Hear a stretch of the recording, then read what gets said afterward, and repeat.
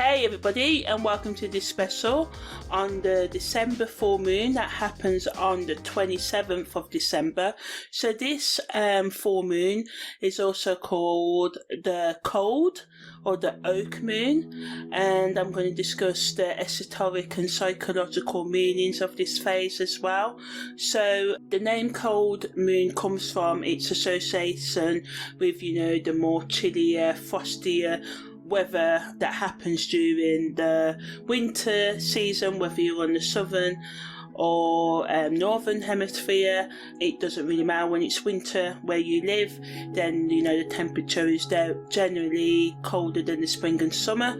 Also, its connection, the December full moon, the last full moon of the year, is rooted in ancient kind of mythology, folklore around the oak tree, and the oak tree represents strength, resilience, endurance and protection. So during the winter, by this time, a lot of trees have shed their leaves and lay dormant, and the oak tree, it stands tall and resilient, steadfast, with its leaves, and this serves as a reminder of our own inner strength during challenging times. The December full moon is also, on the cultural level, said to amplify and increase our intuition and spiritual energy, as it can illuminate our path for the new coming year, as well as open up our inner world to ourselves and allowing ourselves to kind of delve deeper into our emotions and subconsciousness as well. So psychologically, the cold, the oak moon encourages us to embrace the lessons of winter. It's a time for self-reflection as we seek clarity and guidance in preparation for the coming year. It reminds us of the importance of solitude, stillness, and just going in and reflecting on your year and asking yourself, maybe you didn't reach some of your goals, some things happened unexpectedly, but maybe something good happened, or lots of things good happened this year, and just giving thanks and gratitude for that, and also just being gentle with yourself and maybe writing down a plan of where you want to go in the coming year and being realistic, because sometimes I can do this, is like give ourselves a million things to complete, and then when we don't complete them, when we couldn't physically complete them because we have to sleep and work and do other stuff as well, so just be gentle with yourself and just make a realistic plan to reach your goals, realising that you may fail more along the way and that it can take a lot longer than what you thought, but just keep on going. Just really getting into the core of ourselves and just giving ourselves a bit of attention, positive self-care, which is doing healthy things for our mind, body and soul, and just letting go of the things that no longer serve us, whether these be personal habits or relationships, and being gentle with ourselves at the time it can take to release. Sometimes we've been doing these habits for years or decades, so just be gentle, but just be as determined and motivated, and do your personal best to slowly but solely bring more good into your life as well, releasing burdens and letting go of limiting beliefs and self-destructive actions slowly, and allowing yourself the time, space for personal growth and for your evolution. So astrologically, when the full moon happens in December, it happens in Gemini, the 11th degree of Gemini, so this can bring a sort of like more communication, increasing people's abilities to express themselves and create more meaningful conversations or new connections or repair old ones. It encourages us to seek knowledge, exchange ideas and connect with others on an intellectual level. Politically, this energy can bring up more discussions on social issues, and also sort of like promote the sharing of different opinions, respecting other people's viewpoints, which is what's needed because the world becomes more and more diverse each day. We're all saying my way's right, no, that way's right, and all the rest of it. So people can be more inspired to have debates and conversations that want to bring peace and build divides and find common ground rather than separate things, which is really, really good, really, really positive. So maybe you can use this in your personal life or communities or families to resolve conflicts, or to sort of open a door for discussions of things that have been sort of away or hidden before. Now more than ever, clearer communication becomes important, but not only important, possible as well. Also, people can think more critically, be more flexible in their thinking as well. Also good for making informed decisions, looking for information, researching, gathering facts, all kind of scientific, spiritual, technological, intellectual exploration and stuff like that.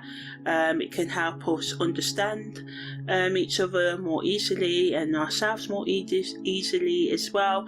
We can have more empathy, be more willing to listen to different viewpoints, be more open-minded and work towards shared goals as well. So practically, this energy reminds us of the importance of clear and concise expression in our personal and professional relationships and plans. On the spiritual and esoteric level, it wants us to explore the power of our words and thoughts and, actions as well, but mainly, it's our speech, our communication skills, but sometimes we can use our actions to communicate our sort of like thoughts. So, this is when you may want to look at your thoughts as well, because it can be a big part of communication actions. So, as I said, a good time to examine your beliefs, dive into the realm of ideas and expand your mental or emotional, psychological, spiritual horizons as well, and sort of like engage in meaningful conversations that challenge your understanding of the world as well. So some of you may be more drawn to philosophical discussions or seeking out knowledge in different fields as well. Encouraging us to listen deeply to others, inviting us to set aside our preconceived notions and hear what others say. By being open and going beyond what we think to be true and listening to what other people say, we can bridge understanding of differences and create connections that kind of transcend, go beyond our differences, where we accept other people's differences, realising they don't have to be the same of ours, like just seeing the human in them. Highlighting the importance of effective communication. We can engage in heart-to-heart conversations to share our deepest desires and fears without judgment or misunderstanding, and we may be drawn to seeking guidance from people in our lives, spiritual teachers, intellectuals or mentors who can help you navigate the complexities of your life right now. All in all, it's asking us to stretch our intellectual boundaries, challenging the limitations of our existing beliefs and of how we think life and the people in it should act. Now I'm going to discuss the aspects that the moon and the sun make at the time of this full moon in the 11th degree of Gemini. So the moon makes a set star to Jupiter, and this is like a harmonious connection between our emotions and our desires for sort of like more growth and expansion. This aspect encourages us to embrace new opportunities with more enthusiasm and being optimistic about them. It's a good time to go after your goals on the professional, personal level, and doing the things and going after the things that align with your authentic values and beliefs. The sun also makes a trine to Jupiter, so this adds to this abundance and this positive growth mindset energy. Also increases our confidence, leadership abilities, and it's good to use to lead, take up leadership roles and start new adventures and explore new areas of interest, because we're seeking new adventures, because Jupiter's ruled by sort of like when it rules Sagittarius, and that sign's all about adventure and stuff. The moon also makes a trine to Saturn, so this can bring more discipline and curve our sense of adventure and getting away with it on a negative level, but we can use this energy to bring more stability and discipline to our emotions and our lives right now, and be more practical and responsible in our thoughts and actions. And so this makes it a good energy to do things that require concentration, focus and endurance, or projects we've been putting off, or just stuff where we need to step up in authority, or just be more on the ball. We can use this energy to overcome obstacles that may come up, and this can lead to long-term success and stability.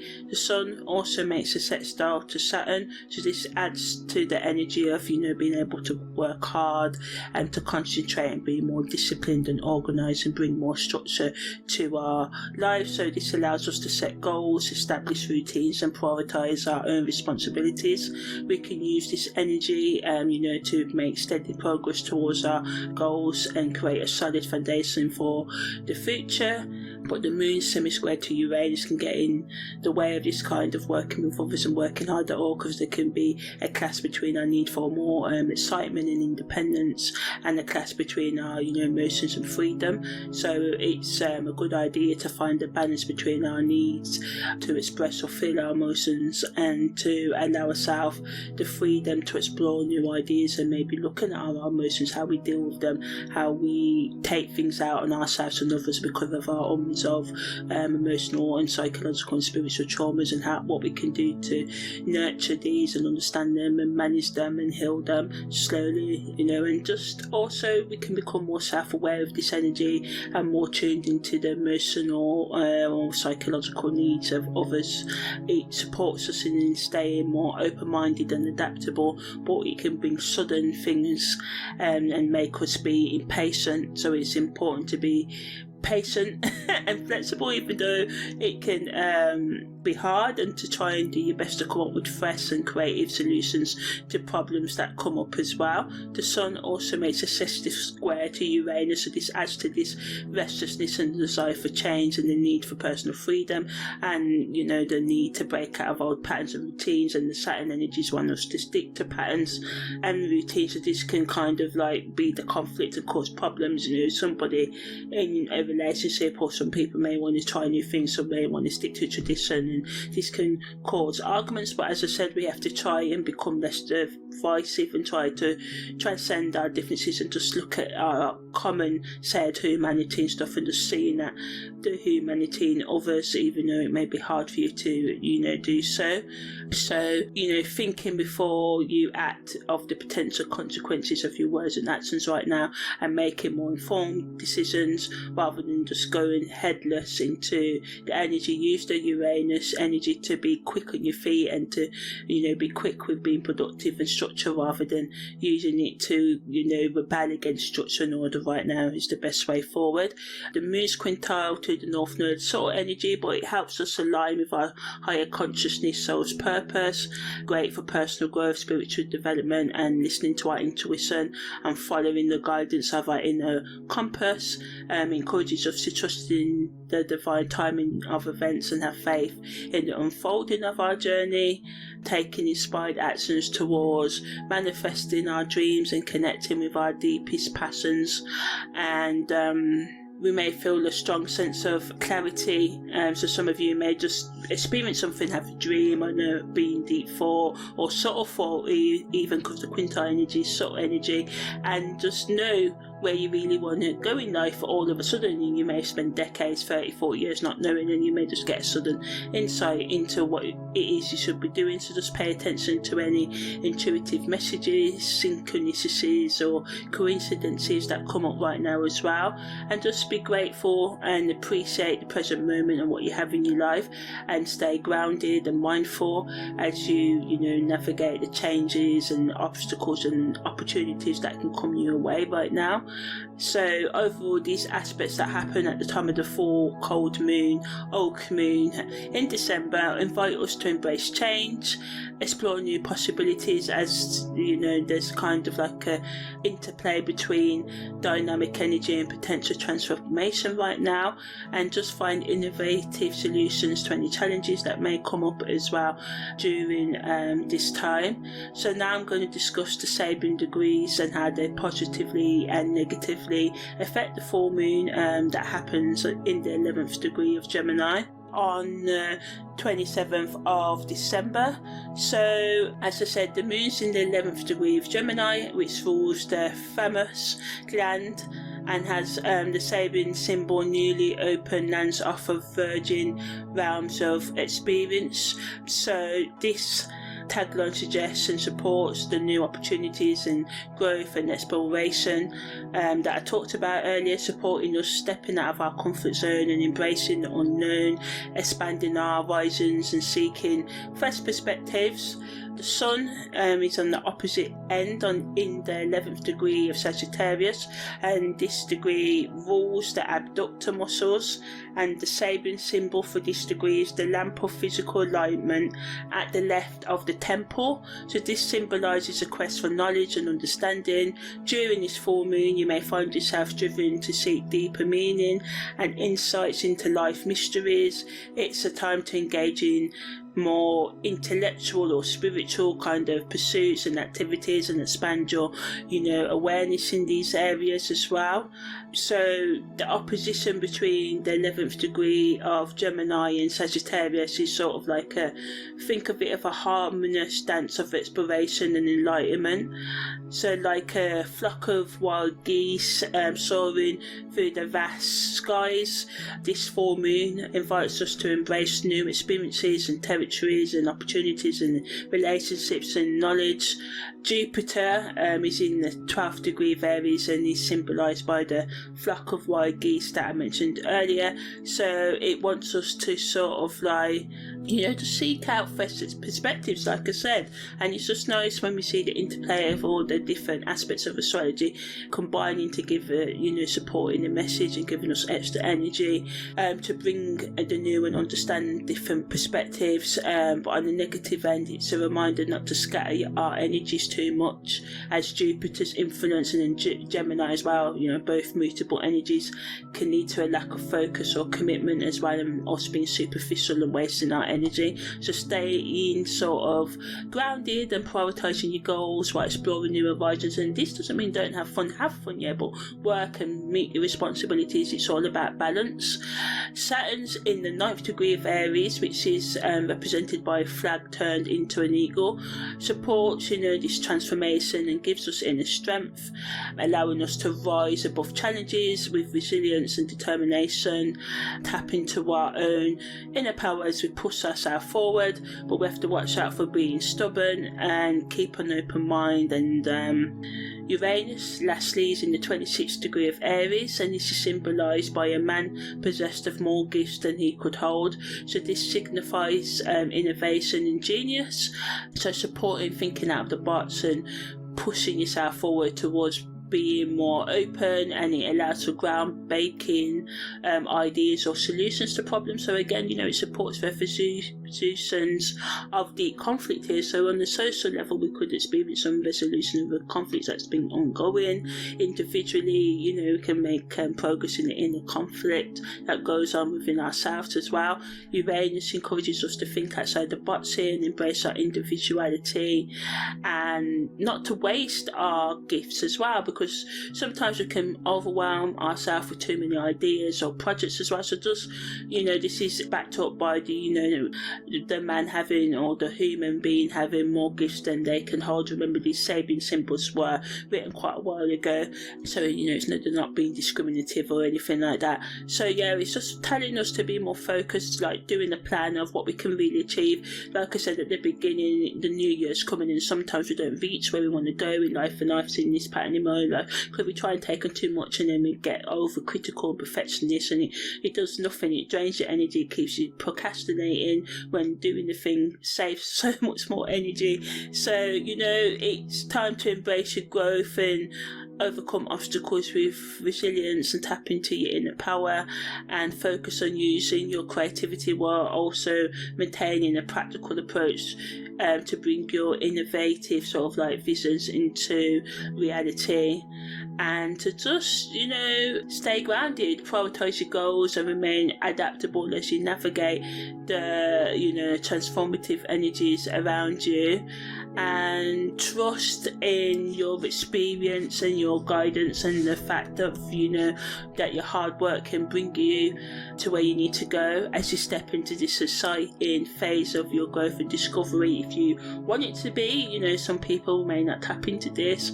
We've all got different transits going on, so it may not be particularly this time for you to use this energy, but these specials and daily astrology can help us focus on the energies that are at play and what governs the world, because unless we actively rule or try to manage our futures, our destiny, our fate manages us.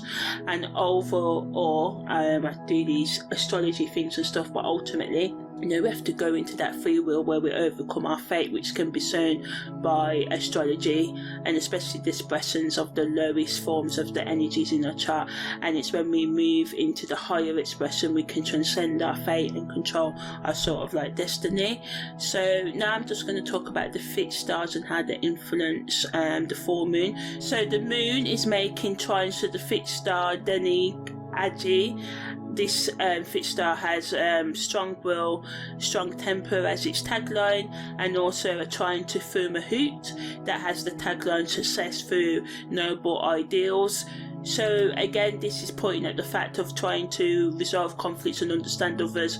This is what's going to help us, just being more open-minded in our thoughts and our beliefs and stuff.